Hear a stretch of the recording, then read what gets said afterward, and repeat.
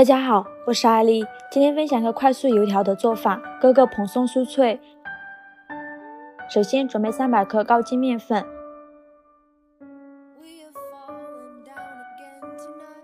打入2个鸡蛋，加入2克酵母，这里酵母一定要少加，再加5克无理泡打粉，先给它搅拌均匀。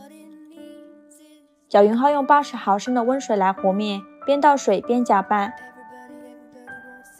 搅拌成这种面絮状，再加10克食用油，然后下手揉成光滑的面团，揉成这种软硬适中的面团就可以。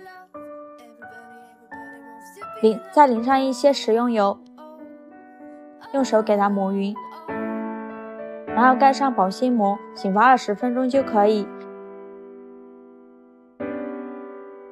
像这样，我们的面团就已经醒发好了。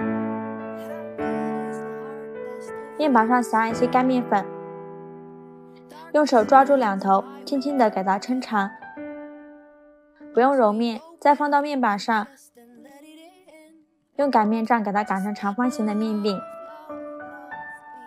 不要擀得太薄了，大约0.5厘米厚就可以。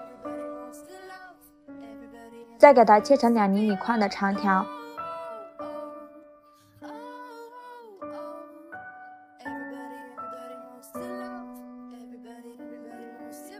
在长条中间抹上一些清水，再2个为一组，把它叠在一起。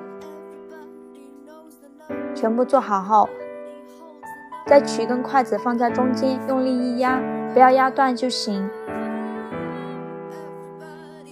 再把2头给它捏合，防止炸的时候裂开。再抓住2头，轻轻的给它抻长。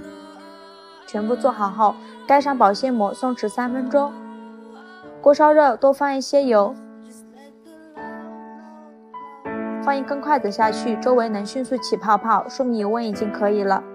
再把油条放入锅中，开中火慢炸。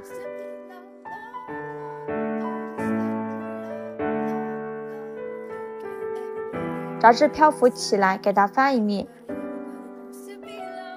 炸的过程中要不停地翻面，防止炸糊了。炸至表面金黄，像这样就已经熟了。全程大概需要炸5分钟左右，然后给它控油捞出。像这样，我们的快速油条就做好了。